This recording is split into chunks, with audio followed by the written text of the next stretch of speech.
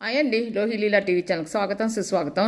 YouTube open చేస్తే చాలండి మీర్పేట్ మాధవి గారిది ముక్కలు ముక్కలు చేసి చంపారని చెప్పి గురుమూర్తి చంపాడు కట్టుకున్న భర్తే అని యూట్యూబ్ నిండా వార్తలు.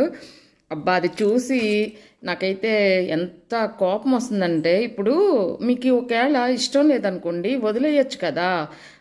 ఇప్పుడు ఆన్లైన్లో బూతులు తిట్టకూడదు కానీ మీ మొహాలకు కాకులు పొడిసి ఎత్తుకెళ్ళా ఏమిటండి ఇది. ఇప్పుడు ఒకవేళ మీకు ఇష్టం లేదు, లేదంటే మీకు ఎవరితో ఎఫ్ఐఆర్ ఏర్పడింది, వెళ్ళిపోండి వదిలేసి వెళ్ళిపోండి. ఆమె తిప్పలాం పడుతుంది, లేకపోతే మగోడైనా ఆడదైనా అంతే.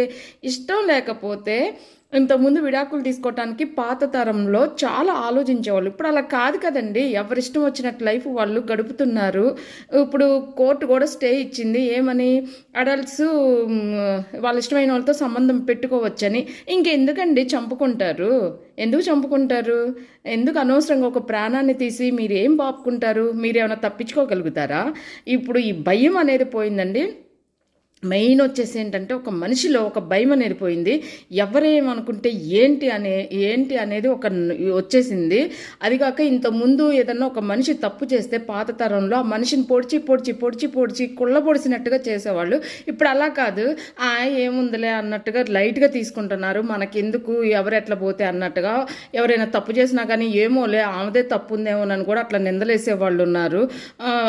ఈయన అట్లా చంపాడేమోలే అని చెప్పి కూడా అట్లా కూడా చేస్తున్నారు. తప్పు చేసిన వాళ్ళకి కూడా సపోర్ట్ చేయటం వల్లే ఇలాంటివి ఏర్పడుతున్నాయని నేను అనుకుంటున్నానండి. అయినా అసలు చంపుకుంటే ఏమొస్తుందండి? ఒక మనిషిని చంపటానికి ఎంత ధైర్యం కావాలి?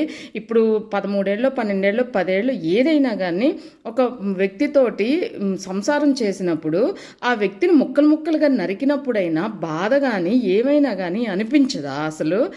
లేదు, మీకు ఇష్టం లేదు వదిలిపడేయండి. ఎవరేమనుకుంటే మీకేంటి? అట్లా అనుకో. ఇప్పుడు ఎవరేమనుకుంటే మీకేంటి అనుకున్నప్పుడే కదా ఎఫ్ఐఆర్స్ ఏర్పడుతున్నాయి. అలాంటప్పుడు లోకాన్ని ఇంకా లెక్క చేసి ఏదో అనుకుంటారు, లేకపోతే ఇది నన్ను వదలదేమో, ఏమైంది మీరు వదిలేసి వెళ్తే ఏం చేస్తుందండి? తనే పాపం తన బతికేదో తను పని చేసుకుంటా పిల్లల్ని పెంచుకుంటా మిమ్మల్ని తిట్టుకుంటానే ఏదో ఒకటి చేస్తుంది కదా. అట్లా కాకుండా ఇలా చంపేసి అస్సలు ఎంత చండాలంగా ఉందంటే ఎక్కడ చూసినా ఇయ్యేనండి. ఇంకా భార్యాభర్తల బంధం కానీ, తల్లి కొడుకుల బంధం కానీ, లేకపోతే తల్లి కూతుర్ల బంధం కానీ ఎక్కడ చూసినా కూడా ఎవరిని నమ్మలేని స్టేజ్లోకి వచ్చేసిందండి. ఈ నగరానికి ఏమైంది అసలు? ఈ లోకానికి ఏమైంది? ఈ భ్రష్టు పట్టిపోతుంది. మరి దేవుడు కూడా ఏంటి ఎంతవరకు అని చూస్తా ఊరుకుంటాడో నాకైతే తెలీదు. ఎప్పుడైనా సరే ఇట్లాంటి తప్పులు చేసిన వాళ్ళకి మరణశిక్ష కాదండి, జీవితాంతం లైఫ్ లాంగ్ ఇంకా వాళ్ళు ప్రైవేట్ పార్ట్స్ కోసేసి ఒక మూలను పడేసి కాలు చేయి నరికేసి